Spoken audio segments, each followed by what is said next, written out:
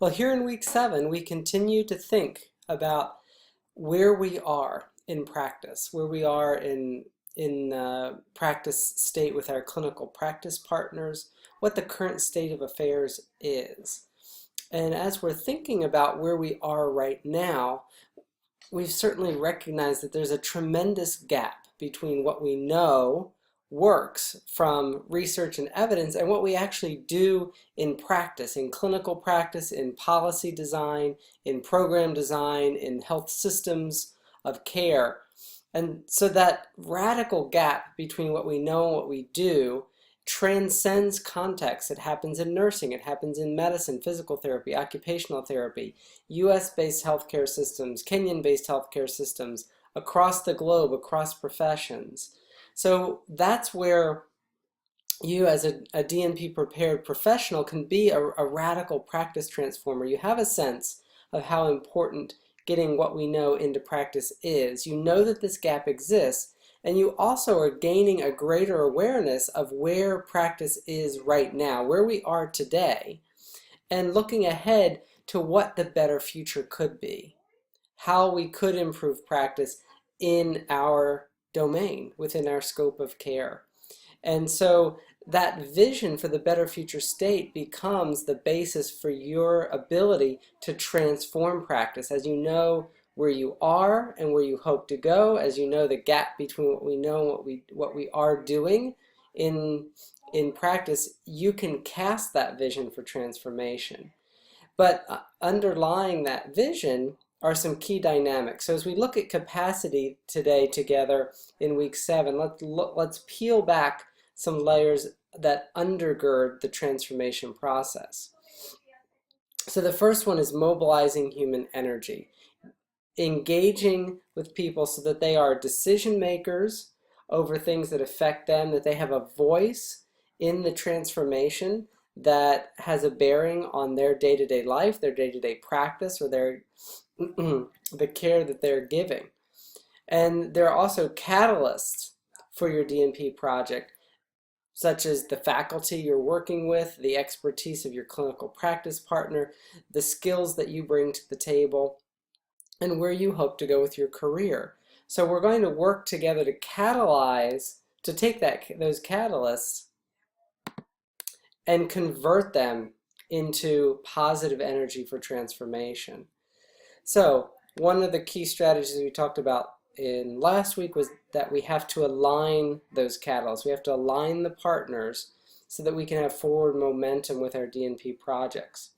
And we've been using the model for sustained transformation derived from Seed Scale for almost all of our sessions together so far. And today we're going to switch our focus slightly and hone in on the evidence-based practice process, because this is one key component for how you can begin to transform practice practically, but also how you gain a vision for the better future state. So that evidence-based practice process will inform your vision. Let's look at the first step in the EBP process according to Melnick. So in Melnick and colleagues' work, they talk about the culture of practice in chapter 1. And this culture of practice needs to be one where we're always questioning practice. And we're saying things like, are these the best outcomes for our patients or our populations? Is this the best policy design? Is this the best program of care? Are we designing our work in a way to reach the best possible outcome? Is there a better future? Could we do things better tomorrow than we do them today? And so that culture of inquiry is fundamental to the evidence-based practice process. If you're not questioning practice, if you're not looking for the better future state as an institution or organization, it's very difficult to get there because we're not asking the questions in the first place. And institutionally, in the particular context we are working, to facilitate this process, the institution is best served to have incentives and supports in place that enable you to ask those questions. If you are the only one who has an inquiring mind, who asks, is this the best way? Can we do it better? It's very unlikely your voice is going to be heard unless you have colleagues and supervisors who support that process.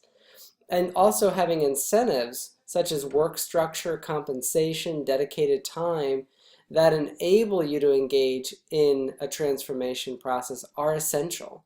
Because if your work disincentivizes you to ask questions, well, guess what? After a while, you're either stop asking questions or you'll change context most likely. So the institution has to have this vision for evidence-based practice and practice transformation, supporting the components of the institution with incentives, and mentors. People have skills, who have knowledge, who have the capacity to engage in evidence-based practice, and who have the skills in creating transformation so that they can help newcomers along the way. And finally, processes that support this vision for better practice are essential. We've talked extensively about some of those processes according to the model for sustained transformation, but the processes are very transferable between these models. The main key is that we have structures and mechanisms for engaging in transformation. So those could be things like you might have a weekly or biweekly meeting to discuss best practices for your patient population. It could be reviewing how policy changes in another state or another city impacted patient outcomes.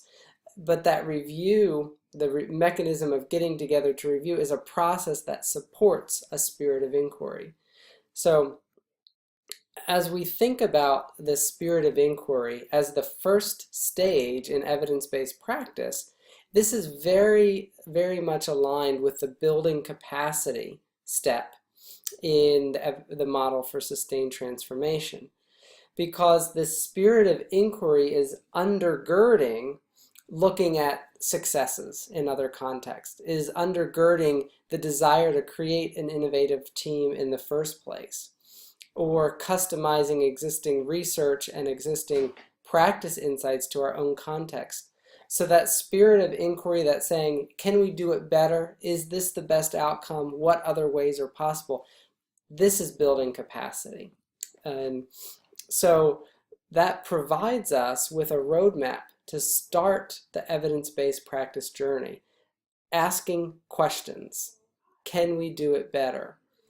What do we know that we're not already doing? And then that vision is a strong foundation for us to move toward transformation.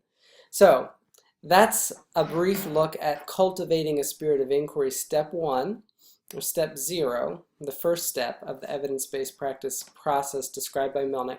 If we fast forward for a moment, next week we're going to look at how creating a vision, setting priorities and goals, is aligned with asking a burning PICO clinical question in a PICO format in the Melnick model. So the hope is that you begin to develop an understanding of this model for sustained transformation and the evidence-based practice model, but you also see the harmony and synergy between these approaches so that they're profoundly complementary. And the evidence-based practice process can almost be inserted in the middle of the model for sustained transformation. If you add the foundation of principles for sustained transformation at the bottom, and at the top you have the expansion and scale of success, you could insert this evidence-based practice process in there. It's a systematic process for change. And as we go forward, hopefully you'll see how profoundly integrated these two approaches are and begin to implement them in your own context.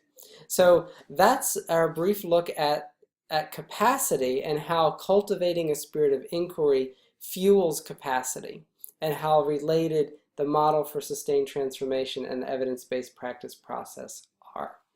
Have a delightful week looking at the capacity in your clinical partner and the extent to which there's a spirit of inquiry at work there. So have a great week.